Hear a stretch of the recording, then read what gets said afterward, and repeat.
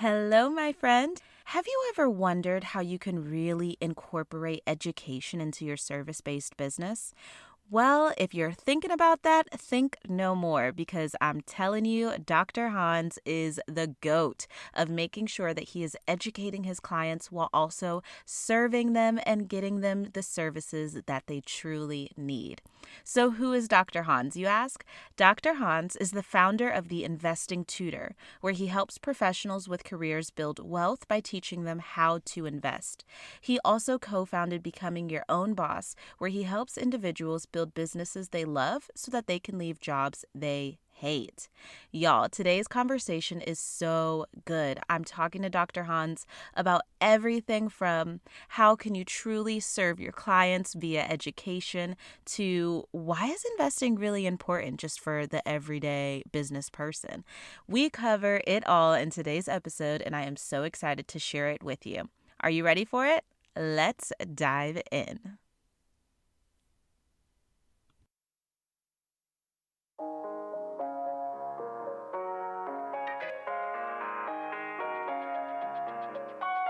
Hi there. Thanks for tuning in to Thai Pod, a podcast crafted by Tiana Thai to help you purify your purpose in business, love, and life.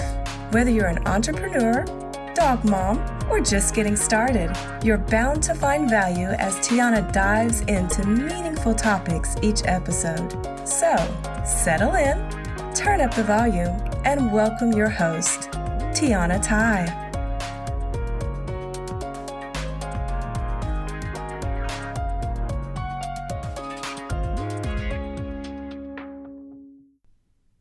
I've got to take just a quick second to ask you for a serious bit of support. TiPod would not be possible without your reviews, your comments, and just all of the positive feedback that we've been receiving so far. So if you haven't already, please go on, hit subscribe to make sure you're not missing out on any of this good and free content, and also be sure to leave a review. You may think that I'm not looking at them, but I swear to you, my friend, I read every single review and it just makes my heart so happy. So if you haven't already done so, hit pause, leave a review, and then let's get back to the goodness. Alrighty, I am so happy to have you here with me right now. And I just want to ask you, as Dr. Hans, aka the Investing Tutor, who are you and how have you gotten to where you are today? Hi, Tiana. I'm just so happy and glad and honored to be here. So, who am I? It's interesting as you ask the question. I'm thinking back to, growing up. I grew up in Ghana, West Africa. And throughout my childhood, I remember my mom constantly saying, hey, Hans, you should become a doctor, right? If you become a doctor, you'll be very successful. Doctors are rich. Don't you want to be rich, Hans? And I would say, yes, I want to be rich. Then my mom would say, yes, and you need to become a doctor. So I was almost conditioned to believe that the path to financial freedom, to having a successful life, was literally to become a doctor. So then throughout kind of like my upbringing, that was the constant theme. I got the opportunity to come to the US. So life for me started in Bronx, New York. And I tell this story because it's so funny. Prior to coming to the US, I used to watch like movies in Ghana about the US. Mm-hmm. And the funniest movie that I had seen was American Pie. So I envisioned like America, with beaches, tons of parties, and then I was dropped off in Bronx, New York. Mm-hmm. So then I'm looking around and I'm like, man, someone sold me the wrong, the wrong image or portrayal of the US, or like, this is not what I saw. But that's where life started for me. I remember living in just a one-bedroom apartment, with my parents. And I would take the subway to school. And sometimes I would even walk to school. I was working at a children's clothing store, earning $6 an hour. But during that time, I still knew in my heart that I wanted to be someone who could build wealth. So I had that at the front of my mind. And I just kept just inspiring myself, listening to those audiobooks, reading those books, and knowing that my present circumstance, right, would eventually change. And while doing all of those things, I was studying very hard so I could get into medical school so I could become a doctor. So long story short, I ended up transferring and I did pharmacy, or I studied pharmacy. So I got a doctor of pharmacy degree. And then after that, I went on, did an MBA. And now I recently launched my business. Well, not recently. I launched my business 3 years ago, which is the Investing Tutor business, and just recently launched the Becoming Your Own Boss program. But in between that journey, going back to right before I got to pharmacy school, this one thing changed my life. A friend gave me this book. The title of the book is Rich Dad, Poor Dad. And the first chapter of the book said, "The rich don't work for money." And I paused for a moment because I was like, everyone works for money. So what do they mean by the rich don't work for money? And that statement led me to begin doing research and trying to discover, what does that mean? And if the rich don't work for money, how are they able to build wealth? And that's pretty much what led me into discovering investing and entrepreneurship. And that's what shaped most of my life. Wow. I can't even imagine like being exposed to that. That's such a big statement. So I get very deeply why it really stuck with you. So now, as somebody who has some real investing chops, you know what I'm saying? I'm interested. What does that statement mean to you these days? What does that mean to you now? Excellent question. Yes, that statement, the rich don't work for money. Back then, that statement made me confused because if you can imagine, my parents told me, hey, if you want to be rich, you have to work hard and you want to become a doctor. And now this book is saying the rich, they don't work for money. Back then, I wanted to discover what it meant. Now I understand what it means. So there are two ways to build wealth. Most people don't know this. You either invest or you start a business. Here's why. Both of these avenues, well, let me take a step back. Mm-hmm. With investing, it's you putting capital into either a business or some property or a commodity that increases in value. So then you're not doing any work. The appreciation of that thing is making you money, right? Right. With a business, you start out, you have to put in the work initially. But if you do a pretty good job, that business, when you end up hiring employees and all of that, then the business begins to generate money. You don't have to work hard down the line, right? So then both entities enable you to be able to make money without trading your time for money. Yep, got it. Absolutely. It reminds me of the saying that we always go back to, like, our currency is time. It really is. I love that. Time is everything. Many people don't realize the value of time and they cannot quantify the value of time. So as you're sharing this with our home, we've had this home for several years. My wife often wonders, like, Hans, why don't you want to mow the lawn yourself? Why are you paying someone else to do that? And my response is, my time is way more valuable spent running my business than to be out in the yard, you know, Oh, yeah. the hedges and all of that. I'd much rather pay someone $40 for them to spend their time doing that. Not that it's bad or that I do, like, I just feel like my time will be better spent doing something else. Absolutely. I have a whole list of things I am excited to outsource as soon as I can possibly make it happen. So I get you. I'm with you on that. So I'm actually curious. You mentioned that you started the investing tutor about 3 years ago, and you've started your most recent venture, becoming your own boss, pretty recently. So I'm wondering, can you share just a little bit more about what your journey as an entrepreneur building these businesses has been like thus far? Very good question. Tiana, it hasn't been easy. You know, I look around right now and it almost feels like a dream.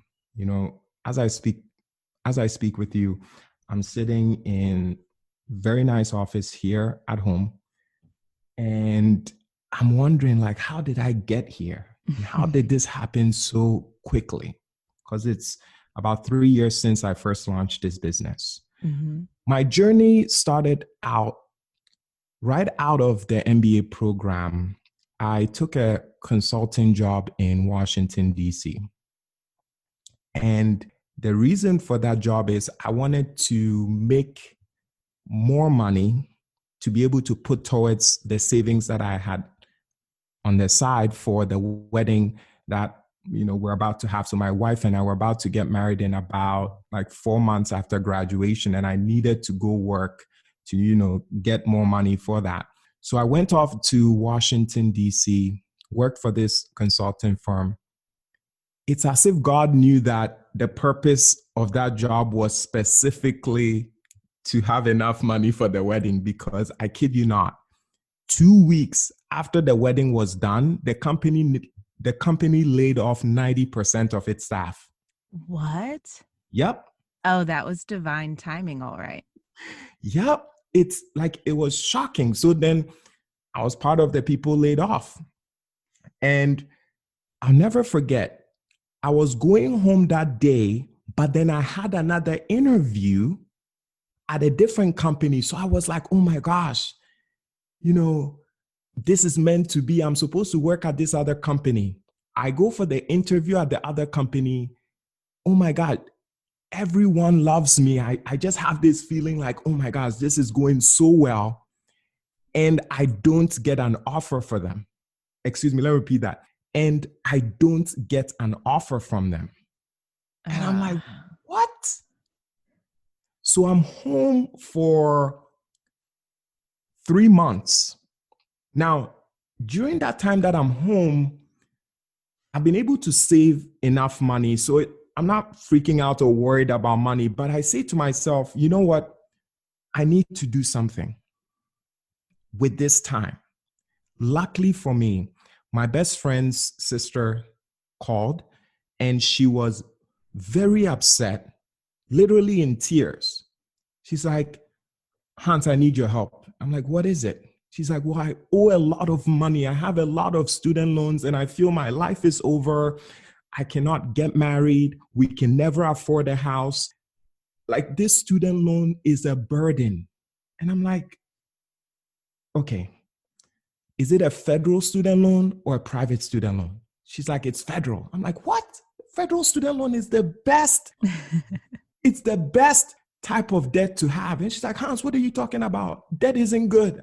I'm like, we'll get into that later. But so you have a federal student loan and you're stressing out. Okay, how much do you owe? It's like, Hans, I owe $40,000. And I just burst out laughing. I was like, what? I went to pharmacy school. Oh, yeah. You owed way more. 40,000? You want to trade places, you know? And I was like, oh my gosh, I will show you exactly what you need to do. Mm-hmm. I told her, there are 12 repayment plans. Look into an income-based repayment plan, looking at how your finances are structured, looking at how your spouse also has student debt. you both should look into this. They did. Tiana, I kid you not. 6 months after our conversation, they bought a house. And a year from the time we spoke, they had a beautiful wedding. So one conversation literally transformed my best friend's sister's life. Mm-hmm. And I saw that happening. And that moment, it was like, wow, financial literacy is so important. People feel trapped because they don't understand money. They don't understand debt. They don't understand investing. And in that moment, and I say this not to be like too spiritual, but literally how I feel, Mm-hmm. the words investing tutor came to my mind. And then the question that was put on my heart is, Hans, are there investment tutors in the US? So I went to Google and I typed investment tutor, search, blank. I was like, what? This entire country with 300 million people, there isn't a single investment tutor. What is going on? So I went to GoDaddy and I Got bought the the domain. URL. Yep. Good call. Yep. And I was like, you know what? I'm going to create a course and I'm going to teach people about investing and personal finance and understanding and managing debt. So then I start to research the best resources so I can know how to start my business. You see, one of the biggest mistakes that entrepreneurs make, and for me, time is valuable, as you can tell. Mm-hmm. So I never try to go and do something by myself and make mistakes. No way. I would much rather find someone who's done what I want to do and have that person teach me the shortest way to do it, 100%. So I went and looked out for how do I create a business where I put together a course? And I typically do very thorough research. My research led me to Amy Porterfield. She had courses that convert. Right now is Digital Course Academy. So I bought Amy Porterfield's course.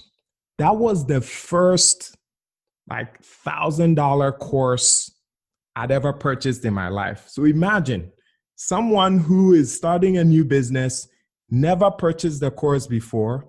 I see this and then I just buy it. Yep. Bold. I like it. Yeah, because she's making millions of dollars. Yeah, learn from the best. Yep. She's teaching how to do it. To me, it's like a no-brainer. Mm-hmm. And because I did that, I learned about pre-selling your course before it's even built. So before I even launched the course, I just posted about it in my Facebook, which I wouldn't have known if I hadn't gotten that information. And actually pre-sold the course to about 20 people before I even launched it, like a month before I launched it. So I sold the course to 20 people at $50 per person. Mm-hmm. So then I made what? $1,000 before the course even went live. And you made your investment back just like that. Interesting. I didn't even do the math back then to figure out that I had made my investment back. You did. And I went on, so I launched the course, but I noticed, so the pre-sale was $50, but once the course was live, it was now $100. People would buy the course, but Tiana, they wouldn't watch it. I kept seeing that happen. And I was like, wait, what's going on? So then after 3 months of seeing people purchase this course and not watch it, I was like, you know what? I'm not just selling a course just to make money. I want people to actually watch this course. So then I was doing some extra reading and things of that nature. and I purchased Ramit Sethi's course. His course was $2,400. Yep. And I was like, okay, now I know how to think like at a high level. I've learned, a couple of different things. What I'm going to do is I'm going to take my course and then I'm going to introduce a one-on-one component so that an individual will watch the course and then they'll have a one-on-one session with me so that in combination, it will be able to hold them accountable to finishing the program. Does that make sense? It does. Accountability is everything. Absolutely. So then I went from $100 product and then scaling it up to either $300 or $500. I don't quite remember. All of a sudden, people are paying more money, so you know for sure they are going to complete it. Right. And there's a one-on-one component. Yana, that is what allowed me to scale my business from a few $1,000s to about $100,000 in the first year and a few months. And what was it like? Because I can only imagine, especially incorporating that one-on-one component. So now you're actually seeing and hearing directly from your students. So what was it like to witness the impact just with that simple model addition? It was life-changing for me because, and up until this day, whenever I work with a client and I see that aha moment when they finally get it, like they finally get how the stock market works, they finally get how to invest in stocks, they finally get how to build wealth, tapping into their retirement account at work. Like when it clicks and I'm able to experience that, like that moment, I keep reliving it with every single client. And I've worked with over 3,000 people over the past 3 years. But even till this day, that feeling is phenomenal. And just to know that people are actually doing the work, meaning that they are not just buying a program and putting it on the shelf. Because for me, I want people's lives to be changed. And I don't think I've shared this with you, but the reason why this is important to me is I feel like for immigrants and minorities, we aren't exposed to strategies around wealth building. And it's often because our parents are so busy working, trying to put food on the table, trying to keep a roof over our head, that they haven't been taught themselves how wealth is built. So there's no way that they can pass that information on to their kids. That was my experience. And I know a ton of other people feel the same way. Oh, absolutely. And I can even personally attest to that. Even just if I'm thinking about the difference in generations, my parents, it was very much paycheck to paycheck for most of our life. You know what I mean? And now in my adulthood, obviously I've transitioned out of that and I've been focused on no debt. But as I'm continuing to learn and educate myself, now I'm a student of you trying to figure out how can I position myself so that the next generation of my family can continue to be wealth building, not simply saving and debt avoiding, but actually building that generational wealth. So yeah, I Thank connect you. very deeply to that. Thank you. Now you've said something very important, and I'm going to kind of just talk about that because this is so important. The reason people are scared of debt is because they don't understand what debt is. Like when you think of debt, I just want to let's continue with this. When you think of debt, what comes to mind? Ooh, I think though, fear is the first word that came to mind. Why? And I think it's very much been programmed into us that what we should be after is the opposite of debt. Mm, We should be after, overflowing bank accounts. And the picture of debt that I can think of is in the negative. And that's just what shows up for me. Like I can feel it in my body. Like it's that fear, it's that Ah, scarcity. mm. You see, and that's the problem. I often say poor people and middle class people are told debt is bad, but the rich and wealthy are raising capital and borrowing money to even build more wealth. Mm. Think about that for a moment. If you look at some of the richest individuals in the world, many people don't know this. Mark Zuckerberg, Facebook had to take on debt to be able to scale. Microsoft, Bill Gates, had to take on debt to be able to scale. Amazon was in the red for the longest period of time, to a point where it was even bothering Wall Street. But if you look at Amazon stock, from 1997 till now, Amazon is up 70,000%. Debt by itself is not bad. It is how it is used. So follow me. An individual borrows money. Okay, let me take a step back. There are two types of debt: bad debt and good debt. Most people say, can debt be good? So follow with me here. Bad debt is when you borrow money and you use it to purchase something that becomes worthless over time. Like a very fancy car that you don't need. If you don't need the car, but let's say, well, the key term that you use is very fancy car that you don't need. That's a very good one. Yep. I'm just like, I don't need a range when my VW Jetta is very well running and gets me where I need to go. 100%. I think that example is perfect because you added very fancy car that you don't need. So that is perfect. Yep. So that would be an example of bad debt, right?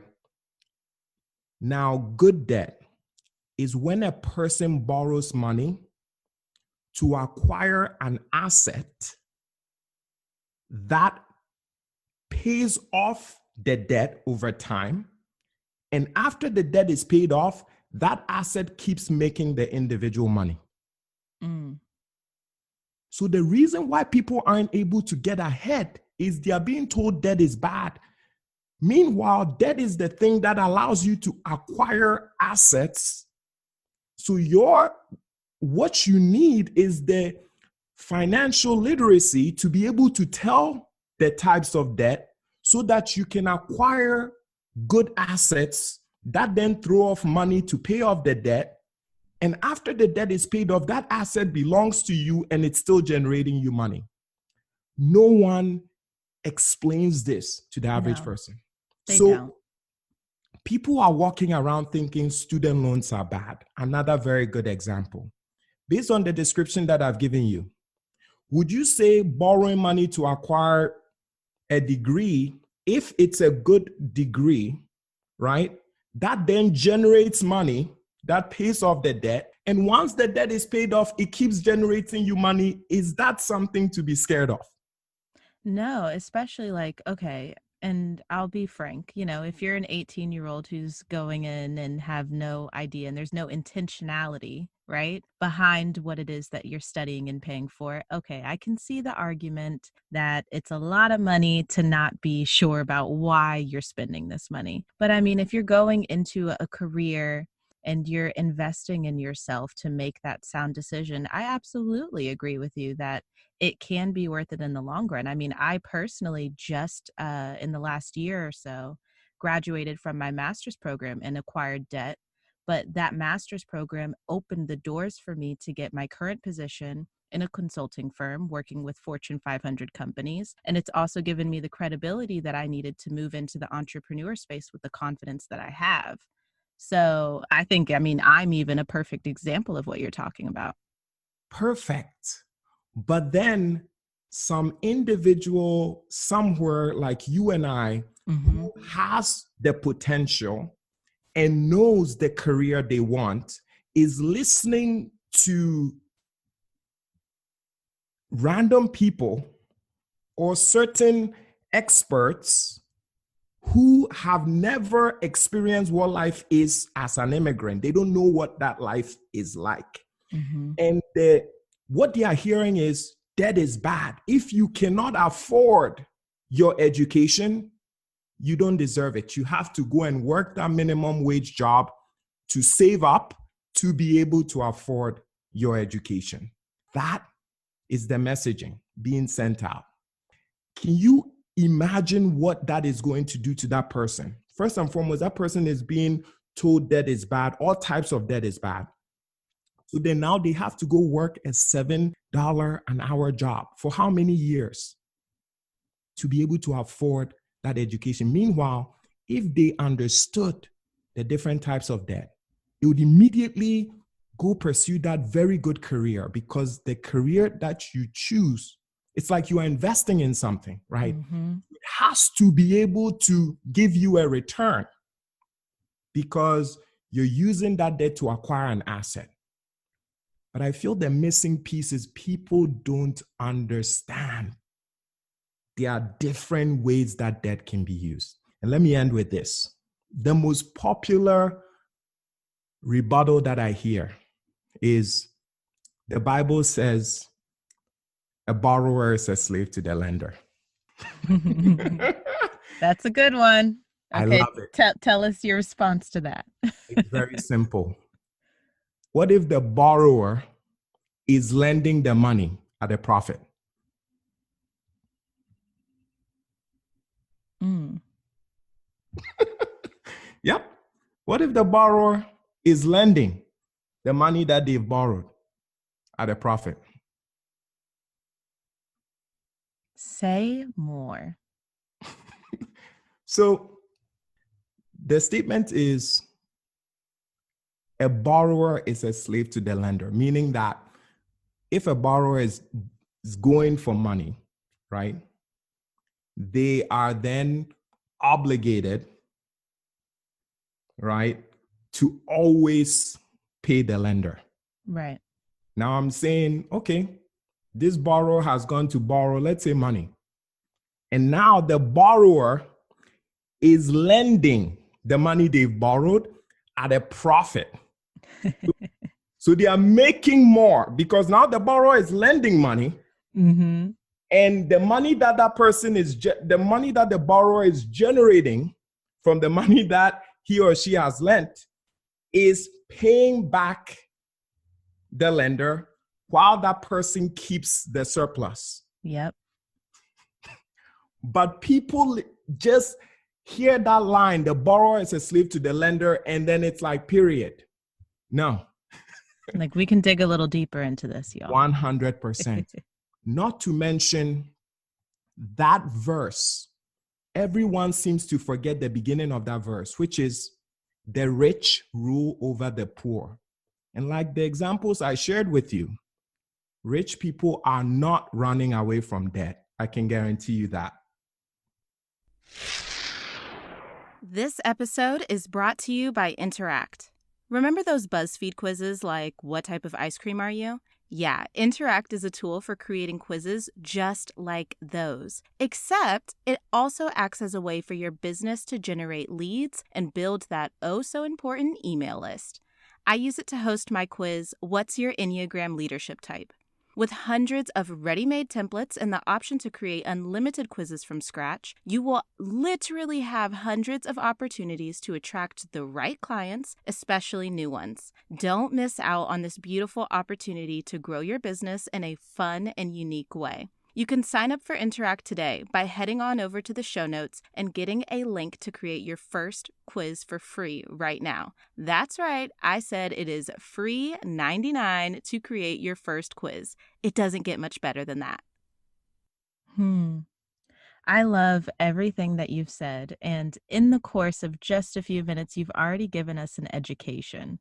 And I think that this is the perfect time to pivot, because something that I admire so much in you, Hans, is that you are very uniquely talented in teaching and educating your audience even before they become students of yours. And I want you to speak a little bit about on how you've incorporated education into your business, even beyond the actual courses that you've offered.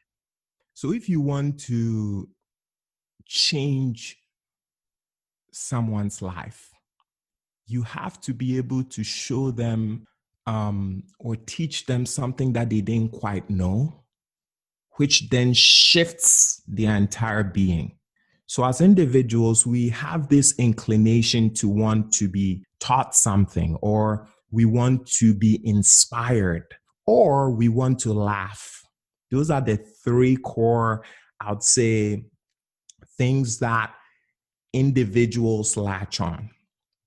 Naturally, for me, I am an educator, and I didn't even know that. And the reason for this is I just have this nature where I want to help people, and I want to share and give. Like the information that I've acquired, I just have this natural, need to share it. It's like I've learned something. And the reason I have this natural need to share it is because most people do the opposite. Like, as I'm sharing this with you, I'm reminded of several times where people have come to me and they're like, wow, Hans, like you could have gotten and learned all of this information about wealth building, and you could have just focused on just you and your well-being and your family, and just focused on doing that for yourself. And probably in about 30 years, you'd be one of the richest Ghanaians in the US, because no one else is investing. I never even thought of that. I got this information. I want to share it. I want everyone to be rich. What's the point in only me being rich? It doesn't benefit me. So I have this natural inclination to just want to share. So for anyone listening, once you realize that shifting to a posture of wanting to give, to help, to transform lives, once you shift your mindset, all of a sudden you become a natural educator, because your entire body and being will do everything possible to allow you to help others. So I didn't practice teaching. I didn't practice how to communicate. I just think about the people that I'm serving, and I serve them to my core. Like even right now, recording this podcast episode, like when we started talking, I was in one zone. Right now, I'm in like a different dimension, and I don't even know how I got there. Because I just know that someone is going to be listening to this right now, and this conversation could very well be the thing that puts them on a completely different path. It happened to me when I picked up a book that said the rich don't work for money, and it began my journey, right? So for someone listening to this, it might just be a sentence that they hear, right? And it takes them on a completely different journey. So yeah, I say all of that to say, if you have a heart to serve, if you want to give, you will naturally see yourself being a better educator. The only caveat is givers need to realize that there are takers in this world. People who just want to take. They don't want to compensate you for your work. I'm reminded of an Instagram comment that came in today, just today. Oh, yeah? Yep. Tell us, give us the tea. What'd they say? Yep. So my post was the stock that I featured in my top 5 stocks to buy right now. I featured it on Sunday. If you didn't know, I was there. Excellent. I'm telling you, y'all, if you're listening right now, Hans is not on this podcast for no reason. I am a student. I am a friend, and he is trusted, y'all. Like, Hans is the truth. So tell us what the Instagram hater said. So the post was the number 1 stock in my report is up 30% this morning. That was my post. And the comment came in. Dr. Hans, why don't you tell us the stock? And then I commented, it's in my report. And then the person wrote, I knew it. You're trying to sell us something, aren't you? Typical. And I went back and just left a very nice comment. Mm-hmm. Do you go to work every morning for free? Thank you. Okay. Y'all. Okay. And it's so funny because I'm thinking about the kind of the philosophy that you shared with us earlier about if you're investing in something that's going to make you money back, then it's sound, like it's worth it. So it's always so interesting that people are so resistant to even making a small investment to receiving information about what to invest in. Because the investment itself is going to pay for it, guys. There we go. But when a person has a scarcity mindset, Mm-hmm. and that's another reason why, like, the whole construct of looking at debt negatively is because it's not even about debt. It puts a person into a fight or flight response, and they begin to look at money from a very narrow standpoint. It almost even limits their willingness to invest in themselves, because it's like, oh, we never have enough. Yep. Even if you have enough, you're like, we never have enough. I have to be careful. I have to be this. And it pours into other areas or other facets of your life. So people don't realize how being fearful around money, can impact, different areas of your life. Absolutely. I love it. I'm actually curious because you gave us a really good example about kind of how you've protected the spirit and integrity of your business, even though you are one of the more generous people I have seen sharing their knowledge. So, do you have any other advice for other service-based providers just around what they can say to themselves and different guardrails they can put in place just so that they're sharing and they're teaching, but they're also treating their own business and well-being with integrity? Absolutely. Every single client or customer that purchases from me, I treat them the exact same way I would treat a relative. So how would I treat my mom? How would I treat my sister? How would I treat my brother? That's 100% how I treat every single client. Whether they're about to buy from me and perhaps they haven't yet, or even when they purchase. Every individual I interact with, that's kind of like the framework I have in mind. If you have that construct, and I'm hoping that if you're listening to this, you care about your mom, dad, or siblings, and if not, then use your best friend or something. Your dog, whoever Yes, it is, your guys. dog. Oh my God, perfect. Everyone loves their dog, so that's an excellent one. But like, think about it from that standpoint, and if you do that, you will notice that you interact with people from a place of integrity. You never want to take advantage of them. Mm-hmm. And it's going to reflect. Now, how to be able to have those guardrails so that you know whether you're giving too much, or if you're a giver, knowing when you can also receive, right? Because I remember this example. As an individual, you have to inhale and then exhale. You cannot just exhale your entire life, right? You need to also inhale. You need to be able to accept, or you need to be able to also take to be whole. So there's nothing wrong with taking. I love that. I've never heard that before. I'm glad. That was amazing. Yes. Okay, keep going.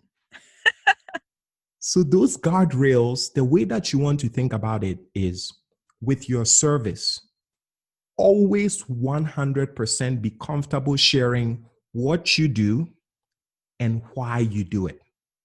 So for example, me, if people can follow my social media platforms for the rest of their lives, they are going to get a ton of information about investing, Mm-hmm. on what investing is, what I am, what I stand for, what I find funny, what information is out in the news, why I'm sharing the information. They are going to get what's and why's their entire life. The only thing they will never get is how to invest. Yep. But I'm laughing not because it's deceptive, but it's because if an individual has been following me and they keep seeing the what's and the whys, and they are inspired and they are encouraged and they see it's working, and they are learning, and they never bother to take a step to learn how, then it means that they don't value that thing.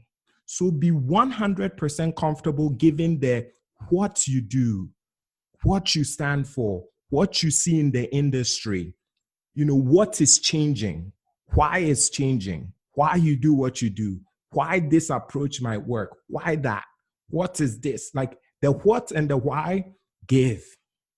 The how is what clients pay you for. Mm-hmm. I think that is a very simple way for any of us just to kind of pressure test, like, oh, I want to talk about this and go on a live and talk about this topic. And I think that, the what and the why, but leave out the how, or at least think about your how before you start spilling out the whole how. Yes. On live. Yeah, that's good. My best friend Jeff would say you can give 10% of the how. Mm-hmm. Yeah. That's really good. I think that's a very simple and effective way for any of us to kind of check ourselves. Absolutely. So for example, individuals who message me on Instagram and they'll say, Dr. Hans, where can I start investing? I'll tell them, you can download Cash App or you can go to Robinhood. I'll easily tell them because I'm telling them where to invest. The number one question, which I just even cannot answer, is how. Right. Because it's in my program. Right. And this has served me so well because if you're giving people if you're telling them what you do and you're giving them all of the information they need around what you do and why you do it, or what information is out there, why that information is relevant, If you're doing all of these things consistently and they never want to invest in themselves to know how, then it just means that they're just not the right client or the right individual for you, and they are a taker. Right. They're just looking to take, and they don't even want to serve you. They don't want to honor you for what you do. Mm-hmm. I think it's so interesting, and we often, especially in our industry and entrepreneurship, we hear that people pay attention to what they pay for. You know Absolutely. What I mean? So I always think it's really interesting to watch people essentially self-select out once it's time to actually make an investment that's going to literally walk you through whatever the topic is that you're desperately trying to piece together on your own. It's always so interesting to see that. Yeah, it really is. But again, I know that there definitely have been things even in my own life. So, and this is for anybody who's like, well, maybe I'm just not ready. And yes, there are things that I've experienced even in my own life that I was, consuming all the freebies in the world, consuming everything. But when I was ready, and when I truly was ready to step into whatever that thing was, I was like, nope, it's time to invest. It's time to get the knowledge from the experts and really just do this thing the right way. Like you said, I want to do it the right way, the first time if possible. Yes. And that should be the way, because think about this scenario. When it comes to investing, the average person would think investing is like driving a... No, let me repeat this. The average person would take money and just randomly go and buy some investment. They don't even know what they are doing. Then let's say that investment drops 50%. They panic, they sell. Now you're here, you've lost half of your money. Mm-hmm. You're telling yourself, oh man, this investing thing doesn't work. You never learned how to invest. You never understood what investing is. You don't even understand the cycles in the market. You don't understand anything. All you did was you put money into something you don't understand. It dropped, you sold, and now you just have this preconceived notion about investing. And I like to say, investing is the only thing where when you lose money or when you gain experience with that thing, it doesn't really teach you anything. Because, yeah, the only thing the person has learned in the process is that they've learned they lost money. They don't know why they lost it. They don't That's even true. know. Yeah. So certain things you have to be willing and ready to kind of invest in yourself. And it's not only about investing. It could be starting a business because you're just going to keep just struggling and struggling. Meanwhile, someone has done what you want to do. Why on earth wouldn't you tap into that individual's knowledge to expedite the process for yourself so you can shrink decades into days and take off, right? So we've been talking a lot about the investing side of your business and how you've been educating people in that way. That's actually where most of my experience with your platforms has come from, and totally admire everything you're doing with that.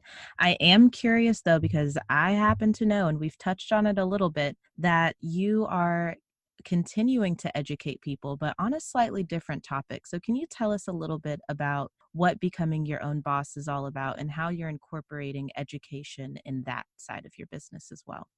Absolutely. You remember at the beginning of the podcast, I shared with you that there are two ways to build wealth: investing and starting a business, right? When I found out those two things, guess what I did with my life? I started investing and I started building businesses. That is how you know this man was determined to build wealth. So I wasn't even leaving anything to chance. So my first business was about investing. Now I want to show individuals the other aspect, which is how to build a business.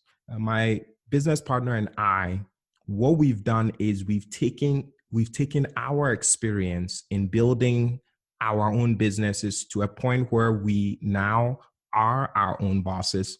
And we want to show other individuals how they can do that, because most online programs typically focus on a particular thing. So an individual might get a program on how to build a course, how to run social media, how to come up with their superpower, how to get the idea, how to run an ad. There's bits and pieces of it.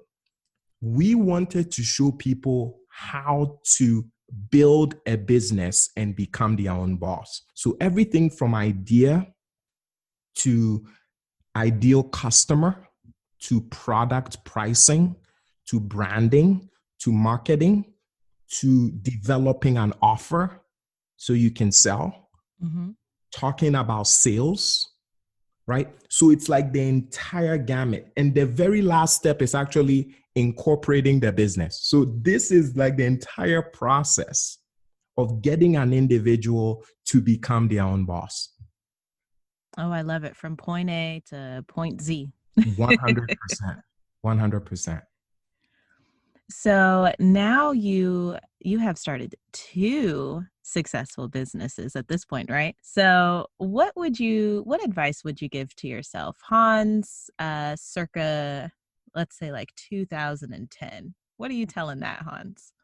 Hans, buy Amazon stock. Yes. Oh my goodness. They are killing it right now, by the way. Honestly, that would 100% be what I'll be telling Hans in 2010. But besides that, another thing that I'll be telling Hans in 2010 is you've learned about entrepreneurship. And anytime someone comes to you and says, hey, I have a business idea, do you want to become a co-founder? Stop jumping into every single group and starting a business, and you guys printing business cards, and then you guys meeting once a week and being on conference calls talking about how you're going to change the world, and you're actually doing nothing. Why? Because people love the idea of pretending And I did that for 7 years of my life. I was in so many groups.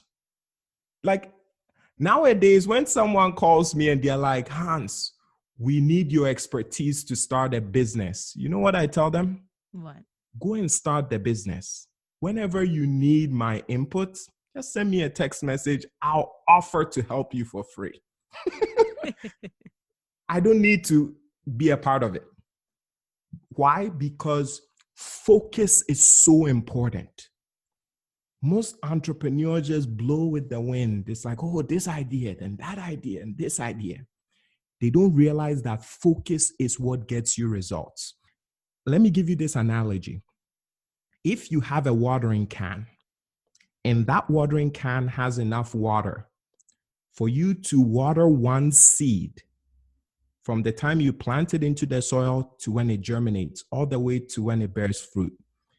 If you have that and you decide to plant 5 seeds instead of that one, and you use that one watering can to try and get 5 of those seeds, right, to grow, you're going to end up killing all 5. Focus is absolutely important. Many people don't realize that. And that's why they are not able to get their business to a point where it's successful. Notice I got the investing tutor to a point where it's earning 6 figures before I went and created Becoming Your Own Boss. And now just replicating that process.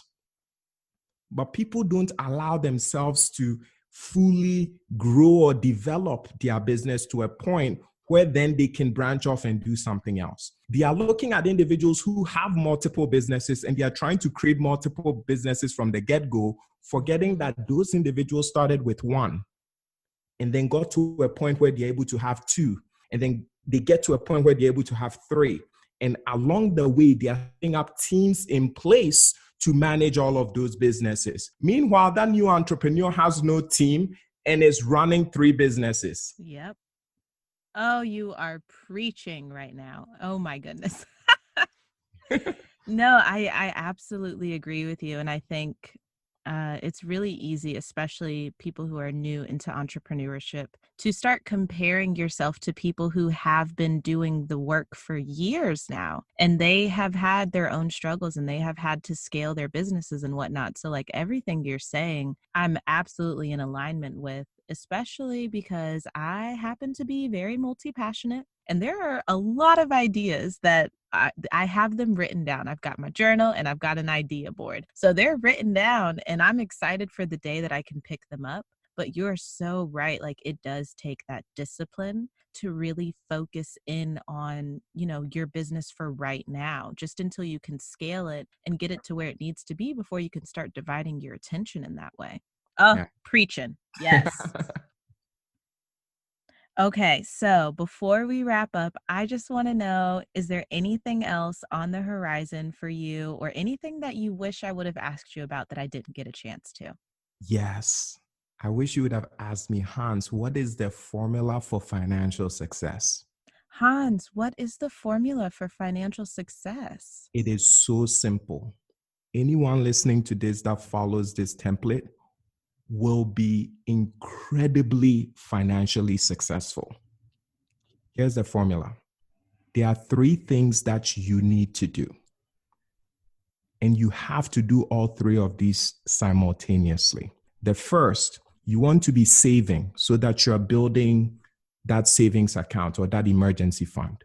The second thing that you want to do is you want to be paying down debt, right? So you're saving, you're paying down debt. The third thing, which almost everyone ignores, is investing for the future. So save, pay down debt, and be investing. Here's why that's the formula for success. When you're saving, you're taking care of the present so that if there's an emergency, you can handle that emergency. When you're paying down debt, you're reducing past expenses that you've had that perhaps you couldn't afford, so you're paying them down. And remember, over time, they will come to zero. Rushing to do it doesn't change the fact that they will come to zero. The third is investing. Why? Because you're taking care of the future to make sure that when you get there, you have wealth stored. And not only will that wealth benefit you, but it's going to also benefit the next generation. So good. So let me take it just a step further and ask you to break it down for us, just so we leave people with a very tangible picture of what this looks like. So let me pretend I've got $100 a month. We're just going to take that little number. I've got $100 a month to do what you say with. So if I am saving, paying down debt, and investing, what am I doing with that $100? Perfect. The rule of thumb is you should be investing 10% of your income. If you want to build generational wealth, push yourself to do 15. But let's say you're doing 10, because if you do 10%, you can live very comfortably. 15% means you're going to leave wealth for multiple generations. But let's say 10%. So you're going to take $10 out of that 100. You're going to put it into an investing account. Okay. Now saving, you have to decide. Do you want to save $20 or do you want to save $15 or do you want to save $10? Let's keep it simple. Let's say a person is saving $10. Okay. So you do that. Now there's $80 left. The question is, how sensitive are you to debt? If you don't like debt, you might say, you know what? I'm going to be putting 30 of those dollars to pay down debt. Sure, if that's what you want. Me, I'll do 10. But everyone, you're more than flexible to do what you want. So you see, in this structure, you're still left with $50 that you can take off your day-to-day expenses, go on vacations, travel, live life, and you are still accomplishing the most important financial goals.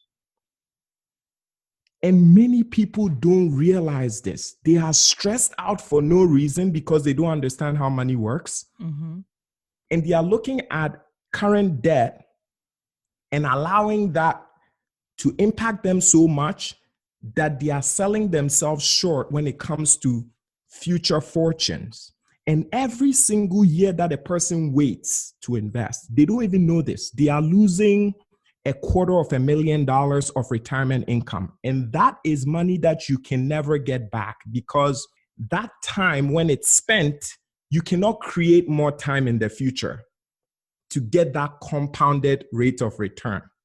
I like to say you can always make or earn more money in the future to put more towards debt, but you can never create more time for your investments to grow. Ooh, that's good.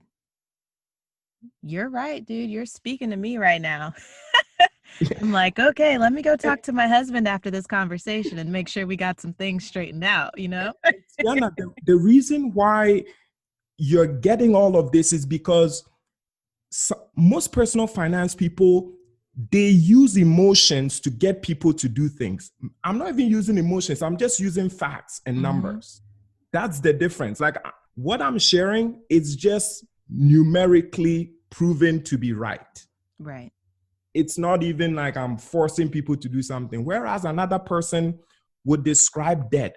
You are in debt. You are stuck. Don't you feel that heavy load on yourself? Yeah. How can you even breathe in the morning when you owe all of those people? You see, all of a sudden, you just begin to constrict and you create this mental picture of debt.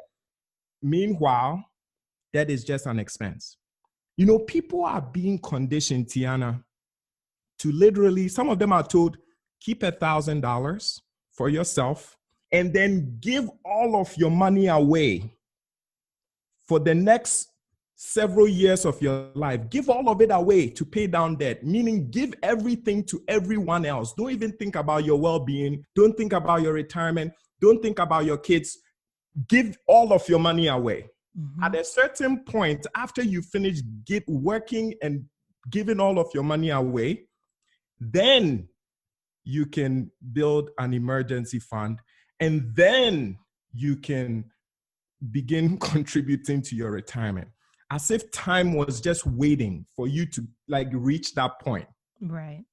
I like to say that plan is perfect for people who are waiting for an inheritance because they are set. Yeah. That's true.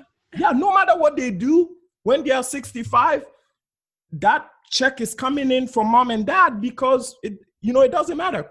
But if an immigrant or a minority follows that thing step by step and they are not getting an inheritance, they've literally wasted their entire life. It's so sad. That is absolutely. So now that you have given us just all of the life-giving financial investing lessons, Hans, I want to make sure that everybody knows exactly where they can find you and exactly how they can get in touch with you. So can you tell us where you hang out on our favorite place, the internet? Tell us all the places. Absolutely. You all can find me on Facebook or Instagram. I'm very active on Instagram. Just search Investing Tutor, right? So investing, you all should know how to spell that.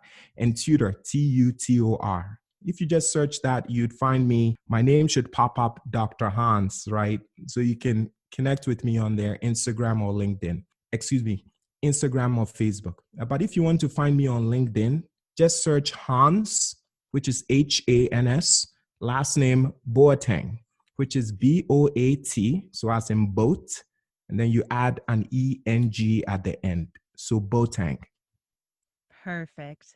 Well, I just want to say again, thank you so much for being here. Thank you for sharing all of your knowledge. I feel like we got both an education on investing 101 and also an education on how to educate our own people. So it's just kind of like the Matrix. It's a lot of education going on. It's great. Absolutely. It was just such a pleasure. And I just want to acknowledge you for the incredible work that you do. I can tell you have just a giving spirit and a kind heart. And I just want you to know that you're doing phenomenal work. And it was a privilege and an honor to be able to share with your guests today. And I feel the same way likewise. Thank you so much. My absolute pleasure.